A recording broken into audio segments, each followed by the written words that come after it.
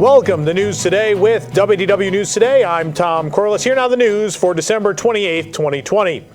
With Walt Disney World getting busier and theme park capacity increased to 35%, or maybe more than that, more cast members are returning to work. Fox 35 spoke to Nick Catarano, a server who was laid off earlier this year but has been put on a list of part-time alternatives. Quote, "I love the job at Disney. It's been wonderful to interact with people from all over the world, and hopefully we'll get that again." President of Local Unite Here 737 Jeremy Haken said, quote, "People have been recalled steadily since the summer. Business is picking up, which is good, and people are staying safe." Local 737 has been running a food bank for furloughed and laid off cast members.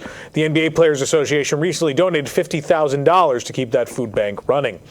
Approximately 6,000 housekeeping and food and beverage cast members are still on furlough and out of work. Disney has not disclosed exactly how many cast members have returned to work at this point. The dividers erected on the Walt Disney World monorail several months ago for social distancing measures have now been altered due to issues with the fire suppression system in the ceiling.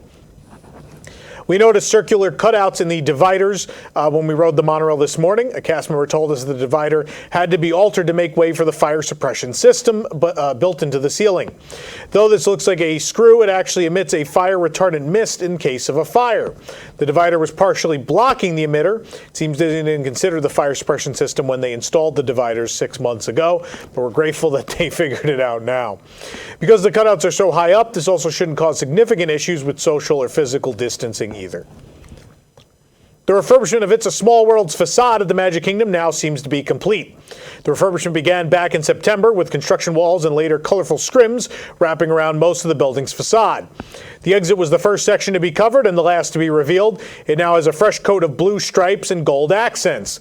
This was once the entrance to It's a Small World back in the day, and previously thought they might be converting it back, but it turns out it looks like this was just a cleanup of the facade, adding some nice new colors and gold accents throughout. It looks really great. The gold really shimmers. It's a very nice job ahead of the 50th anniversary. With the Tomorrowland Transit Authority Peoplemover having been down for most of the year, we've been eagerly anticipating the return. Thankfully, we have gotten an indicator that it may be coming sooner rather than later. The final pair of upper support columns surrounding the track have been remodeled and repainted to match the new white color scheme that's been added around Tomorrowland, seemingly bringing the project to a close. Just days ago, we spotted cast members testing out a vehicle on the track, suggesting that the attraction could finally open for the first time since March in the next few weeks. Currently, the attraction is scheduled to reopen on January 9th. It's unclear if they will remain with that date or not. Many Disney fans have memories of Circle Vision films they've enjoyed throughout the years, but sadly, due to its 360 format, very few have been viewable since their closing. Thanks to director Jeff Blythe, we can now once again enjoy portions of the bygone EPCOT film, Wonders of China, along with the behind-the-scenes footage. Blythe recently released a sizzle reel of sorts on his YouTube page that combines a 3-panel variation of moments from the show, along with footage he took while in production. Blythe created this version as a way to show off his work to other studios, as the full experience could only be had at a Disney theme park. After a year, construction walls have been removed from the entrance to Mission Space, but signs for the future Space 220 restaurant remain covered. Walls remain up around the entrance to the Space-themed restaurant, and the entrance sign is now covered up there as well. The entrance is being used as excess queue for the Mission Space attraction currently. The other Space 220 sign remains boxed up. The box covers the sign on all sides, but now all of that pavement that was walled off is open to guests. Let's remember that Space 220 was supposed to open in April, but was delayed due to COVID-19, and continues to be delayed now. It's unknown when exactly this may open. Construction continues on the facade of Guardians of the Galaxy Cosmic Rewind at EPCOT. We got a peek inside the building this week. The scrim that was erected 2 weeks ago is now gone. It was previously on the left corner of the building. The facade's framework continues to come together with crisscrossing layers of steel.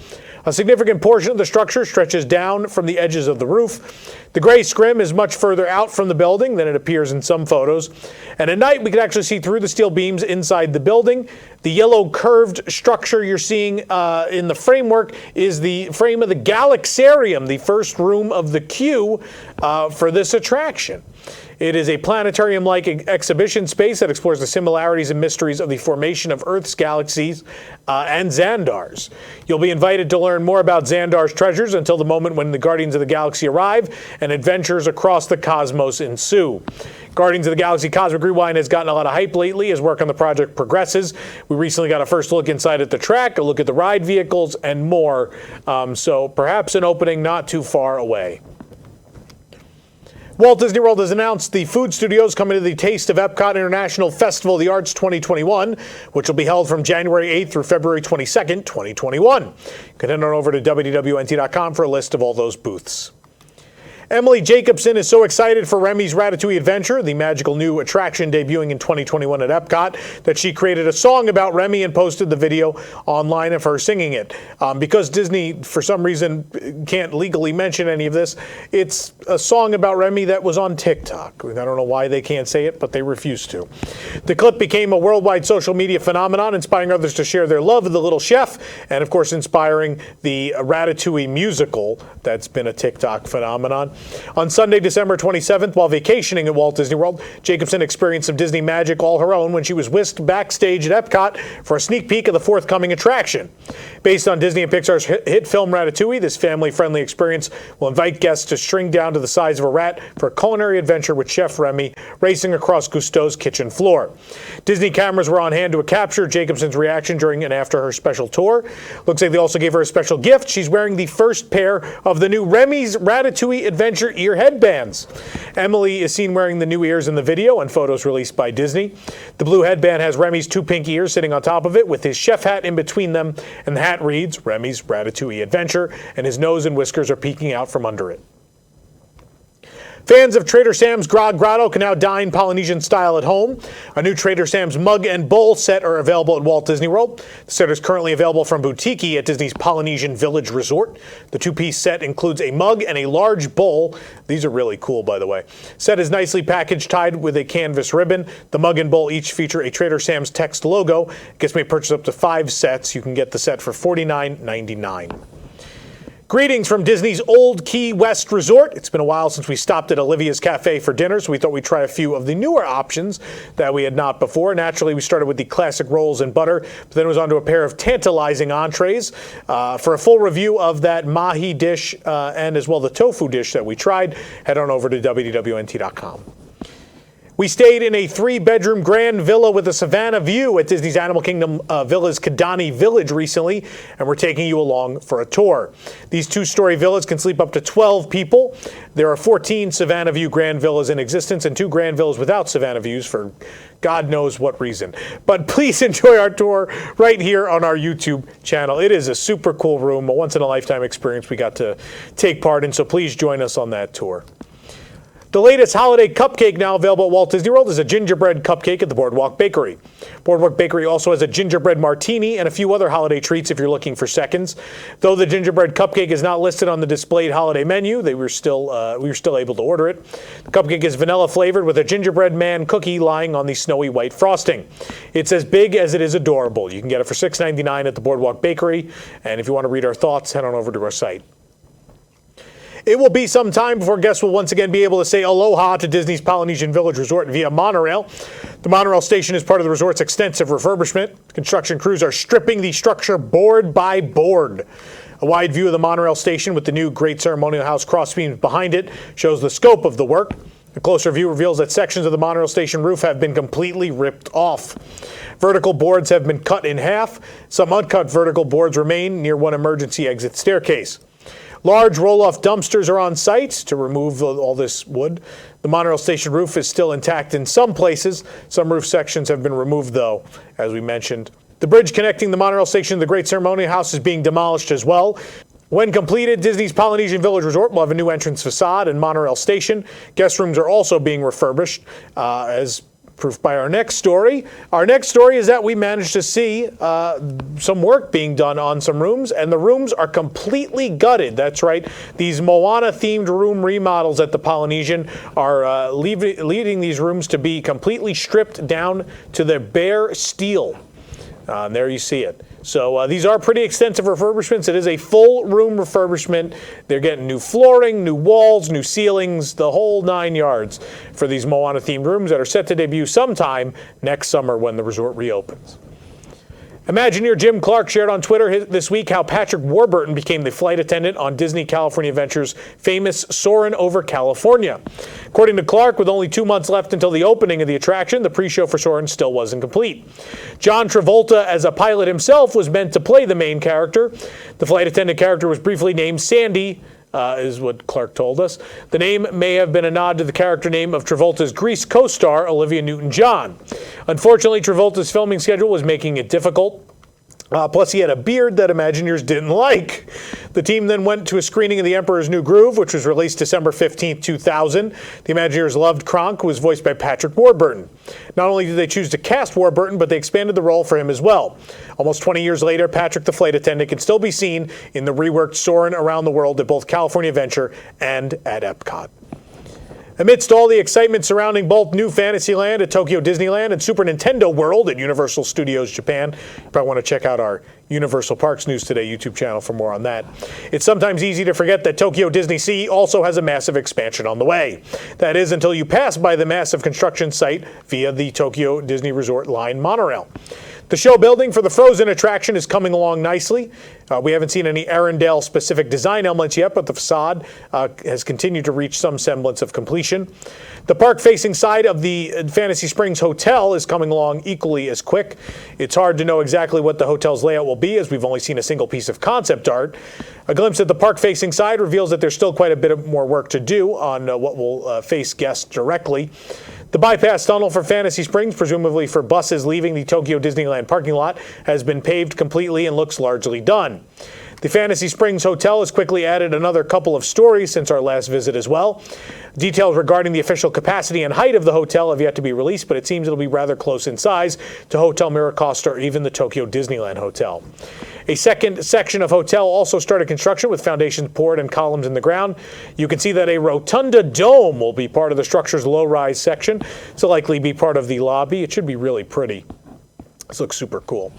The lower section of the Peter Pan attraction, presumably to be used as the queue area, is seeing more of its scaffolding come down, revealing the green painted sides. There appear to be a large number of doors, both for loading and for cast member entry. Scaffolding is also down on the larger building, presumably the main show building for the exciting new attraction. Like the other newly constructed buildings so far, the entire structure is covered in green paint. Two massive doors on the attraction's building backside are currently obscured by a blue tarp. Across the tracks in part of the Sheraton Grand Tokyo Bay Hotel's parking lot, the staging area for a number of Fantasy Springs decorative elements has been covered in tarps to protect them through the winter. If you want to read more about this, see more photos of all this Fantasy Springs construction, you can head on over to our website. If you've been waiting for a glimpse of the newest ship in the Disney Cruise Line fleet, your wish has been granted. During the Disney Parks Magical Christmas Celebration on ABC, we got a new look at the Disney Wish, set to make its maiden voyage in the summer of 2022. In classic Disney Cruise Line tradition, the Grand Atrium will feature a character statue to welcome guests as they board.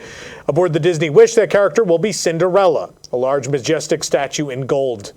Concept art of the statue was revealed again during that ABC special. Weighing approximately 144,000 gross tons and featuring 1,250 guest staterooms, the Disney Wish will be a larger ship than both the Dream and the Fantasy. Back in April, Meyer Werft, the shipbuilder responsible for the Wish, said in a video to its staff that its production timeline, which includes 2 additional Triton-class ships for the Disney Cruise Line, could be delayed to keep the business operational with no new orders expected until 2023 or 24. While the Disney Wish's debut will only be pushed back for a matter of months, this could further alter plans for the 2 following ships.